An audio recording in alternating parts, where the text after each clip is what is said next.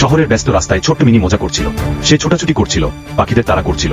Mini খেলা করতে করতে একটা সরু গলির দিকে ঢুকে পড়ে, কিন্তু সে খেয়ালই করলো না সে শহর থেকে দূরে চলে এসেছে। মিনি ভয় পেয়ে গেল। সে কি এখন ফিরতে পারবে, নাকি তাকে নতুন কোনো জগতে পা রাখতে হবে? মিনি চারপাশে তাকায়, সবকিছুই নতুন তার জন্য। হঠাৎ ঝোপের আড়াল থেকে বিশাল এক কালো সাদা পান্ডা বেরিয়ে আসে। মিনি ভয় পেয়ে যায় এবং গাছে উঠে পড়ে। দুজন একসঙ্গে দৌড়াচ্ছে, প্যান্ডু পাশ খাচ্ছে, আর মিনি তার লেজে ঝুলে দৌড় খাচ্ছে। জঙ্গলের নদীর ধারে বসে তারা গল্প করছে, আকাশের তারা দেখছে। মিনি, তুমি দারুণ মজা প্যান্ডু, আমি চাই না কখনো ফিরে যেতে। প্যান্ডু মৃদু হেসে, আমাদের বন্ধুত্ব চিরকাল থাকবে মিনি। মিনি কাঁদো কাঁদো গলায়, আমি আমার শহরকে মিস করছি, আমার ফিরে যাওয়া দরকার। প্যান্ডু একটু চুপ করে থাকে, তারপর গভীর শ্বাস নেয়। প্যান্ডু নরম স্বরে, ঠিক আছে, আমি তোমাকে তোমার শহরে পৌঁছে দেব মিনি। চোখে জলো, আমি তোমাকে খুব মিস করব প্যান্ডু।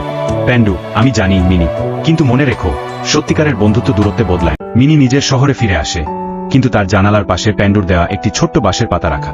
সে সেটি হাতে নিয়ে হাসে। প্যান্ডু তার জঙ্গলে বসে আকাশের দিকে তাকিয়ে হাসছে। তাদের বন্ধুত্ব চিরকালীন।